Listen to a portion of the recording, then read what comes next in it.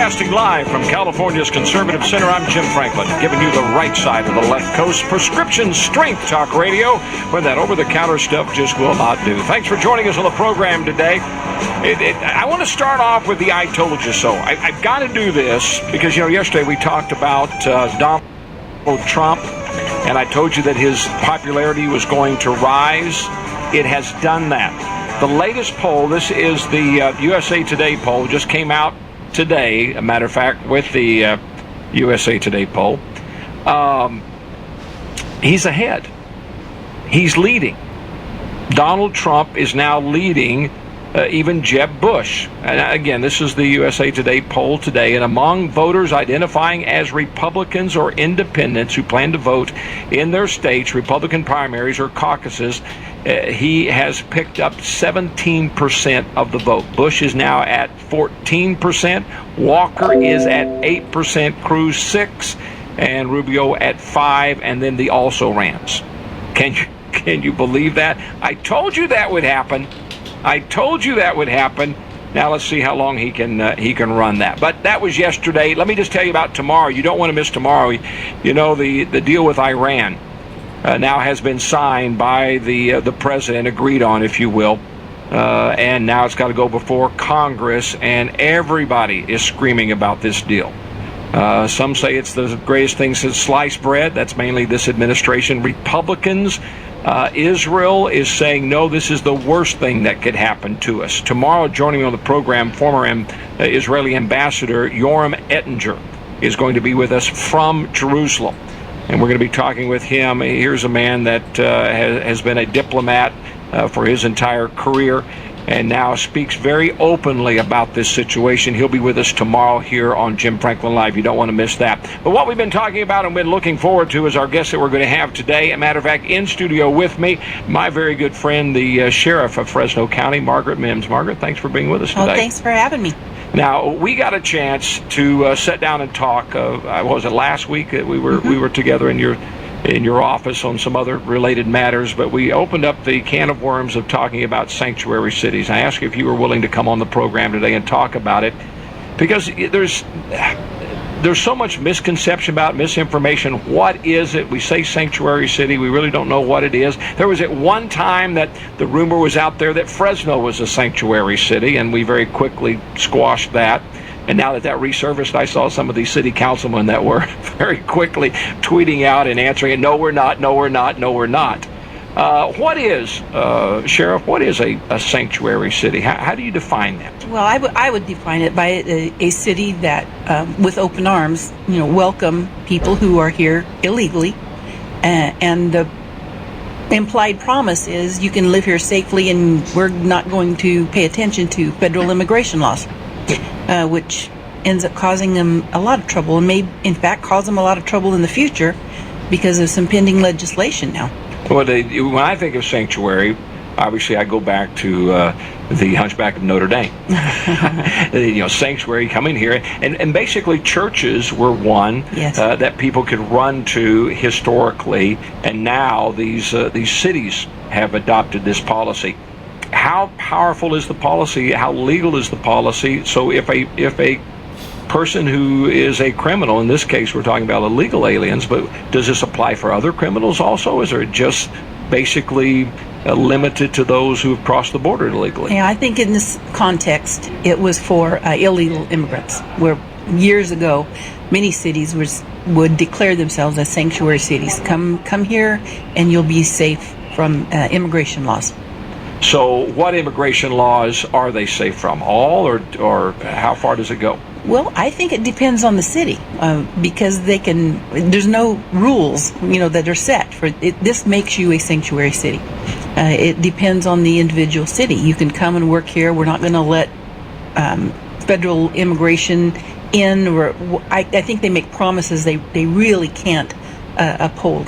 Well, that's where I want to get to, these promises, because that's what's yes. got us in the situation that has, again, put the spotlight on this, the terrible tragedy of that young lady that was her life was taken from. Mm-hmm. And they're in San Francisco, and that's where all the attention has now been pointed on is this individual who had been, how many times he'd been deported? 5 times? 5 or 6 times. And he had, 6 felony counts Yes. On him. And so the question is, when you've been deported that many times, I mean, we know you're a bad guy. You've got 6 felony counts you've been convicted of. You've served some time, and now you're back in. We know you're in. He had been detained by the sheriff's department there in San Francisco and had just been released. Is that correct? That's correct. And then they had been notified that he had an old warrant for some drug charges, and they said, well, when he's done with yours, we want him back here. So how does that work? So if the sheriff's department here picks up somebody, yes, and it's discovered then that they are here illegally, walk us through that. How do you contact the federal government? What's the procedure? How does it work? Okay, when somebody is booked into the Fresno County Jail, all their fingerprints are sent through what we call our live scan process, and it checks their identity statewide as well as nationwide, because we're connected to the National Law Enforcement Teletype Service, so it's all connected. If there is an indication that they have been born outside of this country, not just from Mexico, but from anywhere outside of this country, then ICE will determine whether or not they're here legally. That's their job to do. And then they make a determination on their criminal history. What they've done now is they've started what they call a PEP program, PEP, Priority Enforcement Program, and they are targeting priority 1 and 2s, the people with very serious criminal histories, or their current charges very serious, or they have been previously deported. What they are asking now is for local law enforcement to notify them when this person is ready to be released from jail. Now, it's easy to do that in a state prison or a federal penitentiary because the release date is determinate. You know when they're getting out. The problem comes up in a local jail like in Fresno County and frankly like in San Francisco County, where people churn through those local facilities every single day. In Fresno County, 100 come in, about 100 go out every single day, because we truly are a pre-trial facility. And the difficulty in notifying ICE is because we're 24/7, they don't have 24/7 personnel. They're waiting till they open up the shop in the morning. That's right. That's right. So trying to get that message across to the federal authorities, saying it sounds simple, just notify us, but I have no confidence in their ability to be Johnny on the spot and come when we are legally obligated to not hold anyone any longer, for them to be there to catch that person. So really, some of the complaint that I've heard that this is ICE's problem, or the reason because ICE didn't do what they should have done? Yes. And here's our solution to the problem here locally, and I really want to get into this because it stopped the finger pointing, and that's what's going on in San Francisco. Oh, yes. Well, if you had done this, then this would, or you had done that, and that is not good. It's a really bad message to send out to the public who is looking at both agencies saying, wait, we just want to be safe. So what I asked ICE to do is, if you want to know, come on into our jail. You're welcome. We will have a place for you so that you can check the criminal histories. It takes them about an hour a person, and it may not sound like a lot of time, but when you've got minimal people anyway, an hour a person on releases, that's a significant amount of work to do. So I said, I will make it easy for you to do your job. Come into our jail, take a look at who's getting released. If somebody fits your priority enforcement plan, you're welcome to have them when they get released. But don't ask locals to do the job that belongs to the federal government. So then when someone comes in and they're booked, the information there, you determine that if ICE were right there in your facilities, then at the same time, they could be doing their job, finding out if this is someone that we need to hold or not. Exactly. Very, very efficient. And then they're going to make the determination. Where do they stay right there, or where do they go if it's determined that they need to stay? If they need to stay, then they will make a determination that we will keep them until they finish a sentence if they have been sentenced, and then they'll come and get them. If they need to be deported, they take them right then.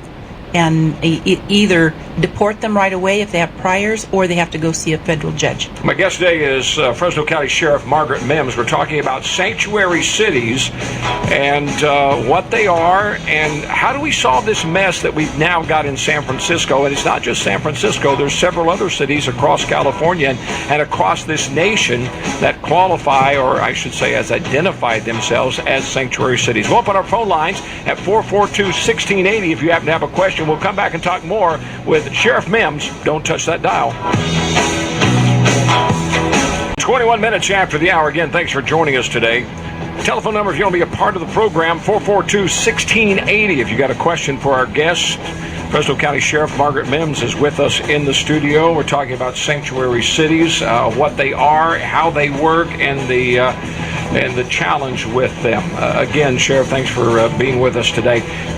We identified San Francisco. What other cities self-identify themselves as sanctuary that you're aware of here in California? I'm not aware of any in California. I think LA got close at one point, but now I was just on a conference call this morning with Deputy Secretary Mayorkas of Homeland Security, and it sounds like more and more cities are now having the not us that are now the light bulb is coming on, because pending legislation includes cutting off federal funding to cities that claim sanctuary status. Yes, I just saw that come across today, that the GOP-controlled House is saying, well, we'll just cut your funds. Yes, yeah, that's right. And so I think the benefit does not outweigh the risk on this one. From a city's standpoint, why would they do that? Well, San Francisco has been the poster child for this type of stuff. Yes. And they've touted it. This is great. It's wonderful. We're going to do it. But now seeing the media attention, and as we mentioned in the last segment, the finger pointing from the mayor to the sheriff back and forth. It's their fault. It's our fault. No, it's ICE's fault. And there's no winners in this. There's not. And it really, from a law enforcement perspective, it shines the light on the issue of people trying to determine who might be safe and who might not be safe based on what people want to call minor drug crimes. When in law enforcement, what we know are these drug crimes are connected to so many violent crimes. And especially somebody like this guy. Just, if no other country in the world, Jim, would put up with somebody like that. No other country in the world would say, it's okay for you to be back here, and in fact, we're a sanctuary city, come on in after you've done some of the things that he had done. One of the things that I've said is that this proves the fact that when we're lenient and we say we're not going to enforce certain laws, that it does become a magnet. Because that's what this individual said. That's why he ended up in San Francisco. That's why he wasn't in Denver. He wasn't in Oklahoma City. He wasn't in Tulsa. He wasn't in Phoenix. He went to San Francisco because it was known as a sanctuary city where he could get away with it. I truly believe if you pay attention to the smaller things, the larger things will come along. But you really, when you become lenient, you say, well, this crime is just a minor drug crime, you're setting the stage for things to get worse. I saw last night, I don't know if you got a chance on Bill O'Reilly's program last night, they had the parents of the woman who was killed. Was it heartbreaking? It was heartbreaking, really, just to hear their expression, especially that father who was right there when his daughter was shot, and recounted the event and what she said as she cried out to her father, "Daddy, help me," and then went down. Just to hear the father and the mother, the victims of this. Donald Trump now has kind of capitalized upon this to some degree, and talking about the challenge that we're having of criminals that are coming up from Mexico across our southern borders. He has got several of the family members of victims. This is not just an isolated incident. These types of things are happening. They are happening, and what we end up hearing when you're local law enforcement, you hear from the group that says absolutely deport all 12 million people that are here illegally. Then the other end of the spectrum is don't deport anybody. In fact, open our borders. And the day after we announced our cooperation with ICE, guess what happened? We had protesters. Don't cooperate with ICE. You're splitting up families. And this is a big issue, but I'm willing to take a stand on public safety. So what is the answer? I mean, you see it from a vantage point that very few see it. So what is the answer to our broken immigration laws? Well, we need to make sure we know who is here and where they are. That includes the people that are here illegally. I don't believe it is not feasible even to deport 12 million people. We have an economy that we have to acknowledge that is supported by people that are here illegally. So let's figure out who they are, where they are, because just by the virtue of them being illegal, they are preyed on by other people who are illegal, knowing that they are not going to report a crime. And that's a horrible place for local law enforcement to be in, to know you've got a segment of your community afraid to report a crime because they think you're going to deport them if they're victims, when that's not the case. So we do need to identify people who are illegally, find out where they are. The old workers visas, I mean, that is just an amazing thing. One thing I found out is they issue 10,000 ag visas a year, 10,000 nationwide, and they aren't prioritized. So it's first come, first serve.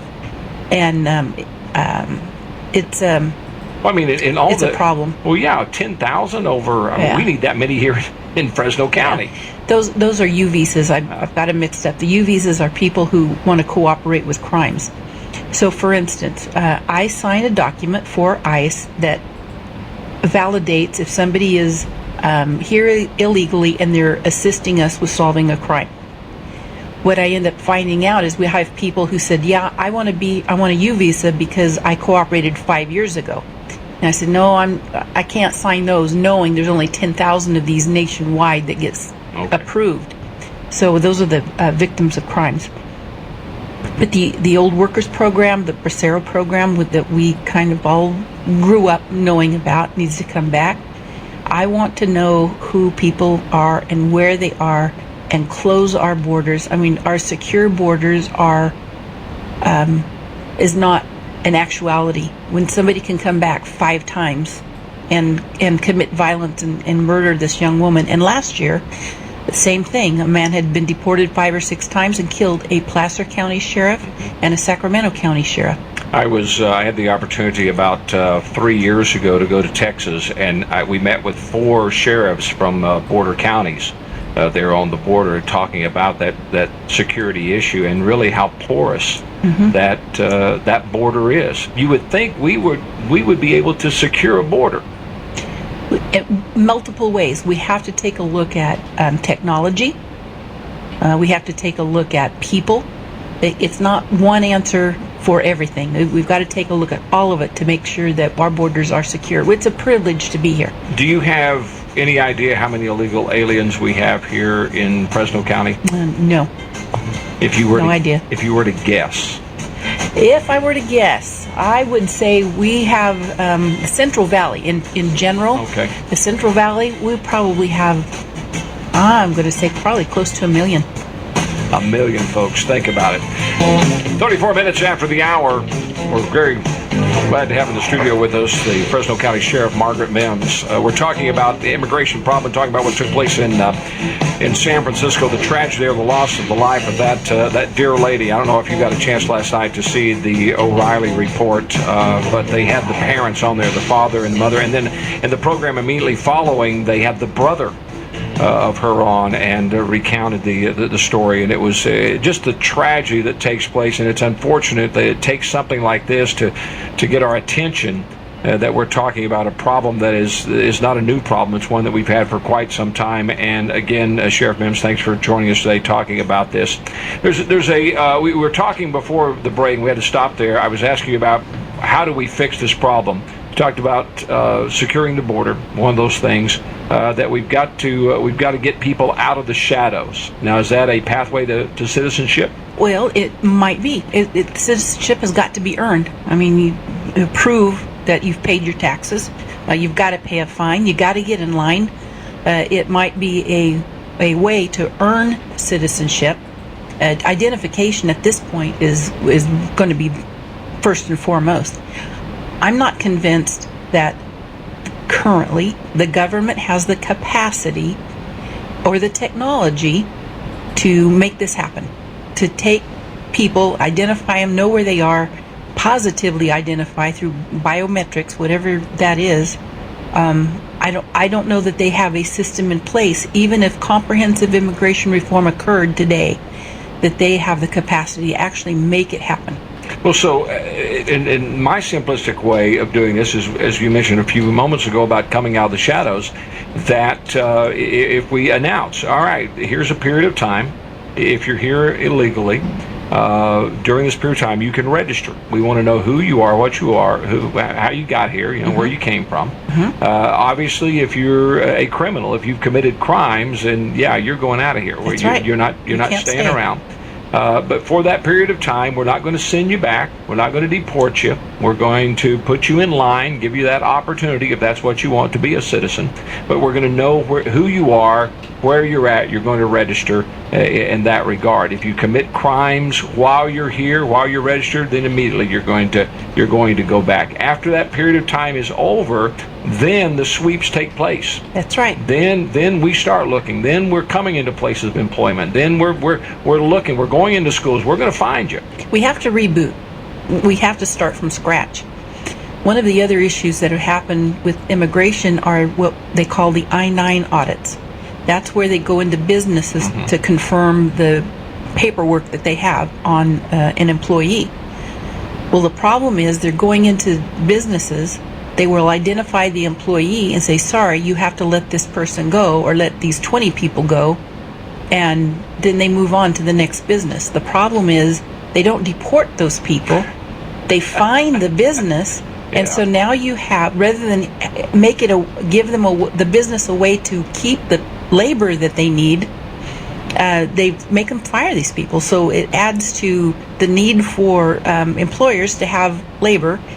It adds to the unemployment issue, because now you have people who were trained to do the job, maybe have been doing it for many, many years, out in the community looking for another job. Yeah, then you're just shuffling the deck.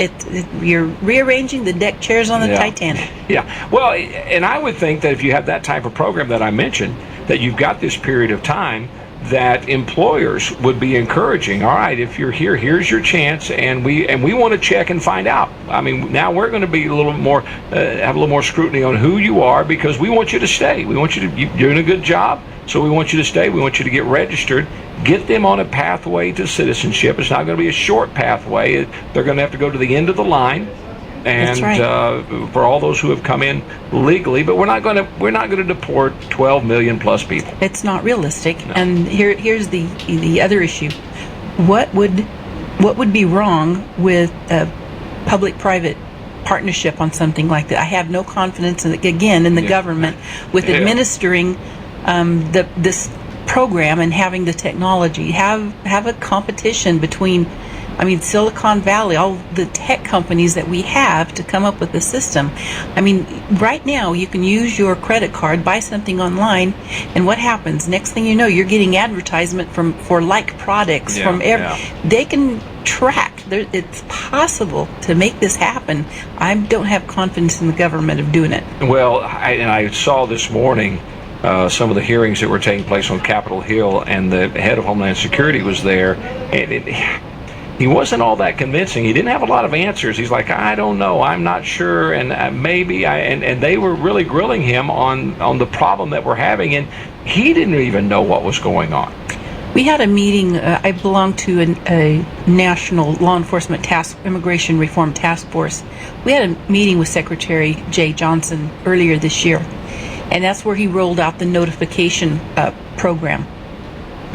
And the problem was that they had no understanding on how a local jail works, and so they were going to say, if you would just call us, it would be okay. And we said, okay, this Sunday morning at 3 o'clock in the morning, when this person is going to be released, we will call you. And he looked like, what am I going to do then? And the question is, yeah, what are you going to do then? You're asking for something that we know you don't have the capacity to handle. So it kind of went downhill from there. Well, how well does the federal government, Homeland Security, who's in charge of this now? Homeland Security, ICE works under Homeland Security? Yes. ICE works under Homeland Security, as well as, they call it HSI, Homeland Security Investigations. They help us with transnational gangs, drug trafficking, that kind of thing. So it's like two separate entities. So how much do they interact with the local sheriff? Locally, they're interacting a lot now. I will tell you. Since 2 weeks ago? Well, thank goodness. We started our program June 22nd, before this incident happened. So we were ahead of the game, and it really is a model that other locations, especially large jails, should follow.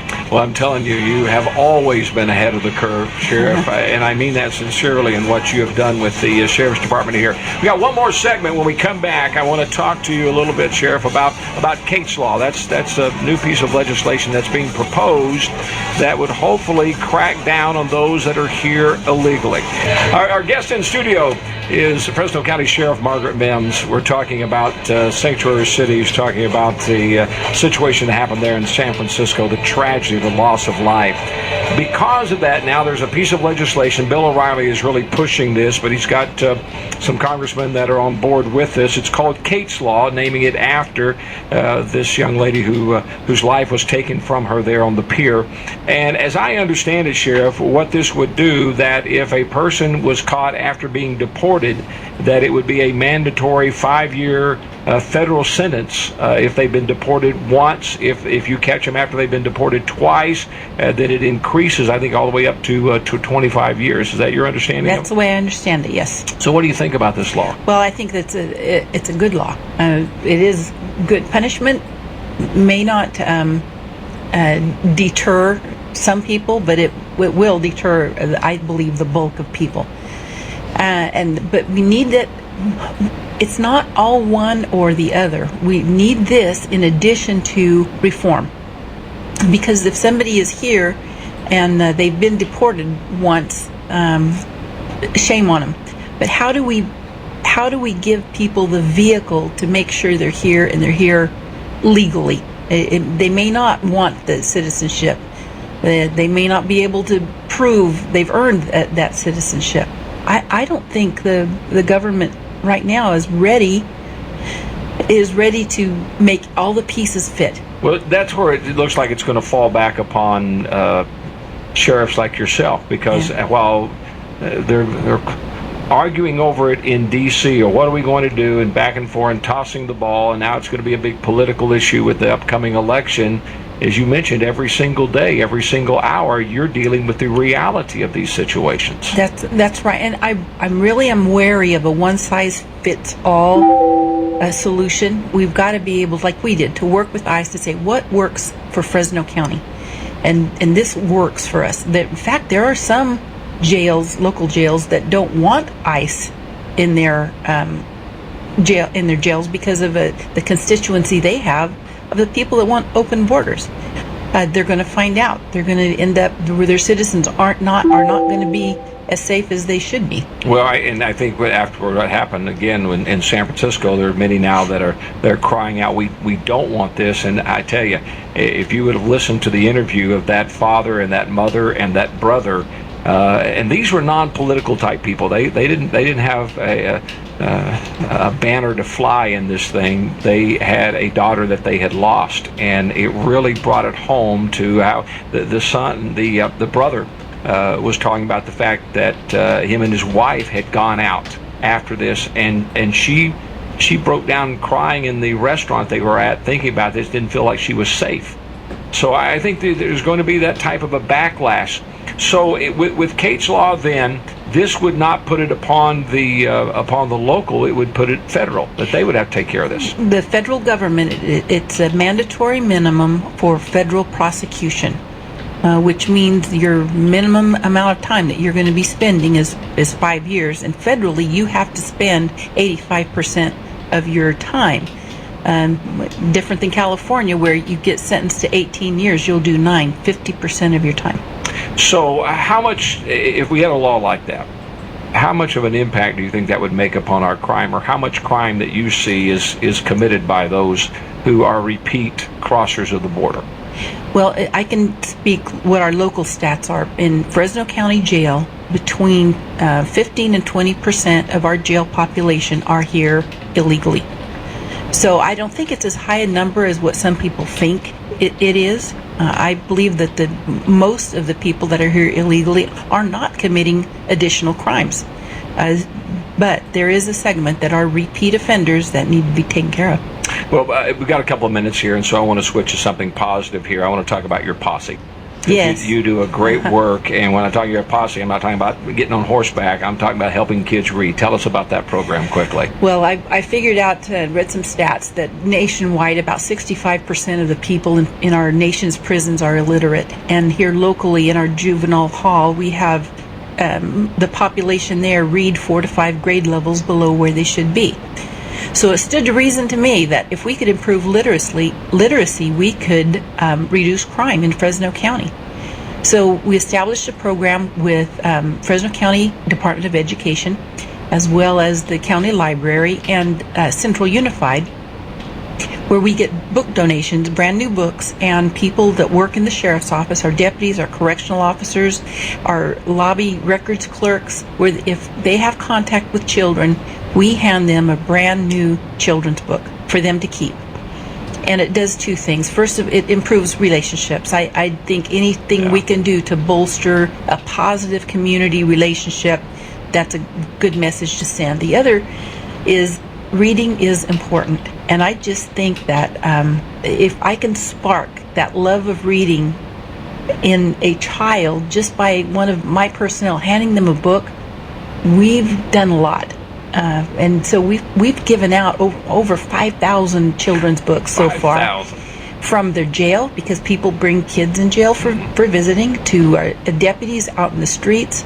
Our lobby office assistants love the program. They give out, I think, more books than anybody in the sheriff's office lobby. If somebody wants to find out how to get involved or help or that, where can they get more information on that? Our website is www.fresnosheriff.org. There's a reading posse icon on there, and I called it that on purpose because the posse is kind of a sheriff's thing. Oh, yeah. I want to deputize children to read. So go to our website, fresnosheriff.org, and find out how you can donate.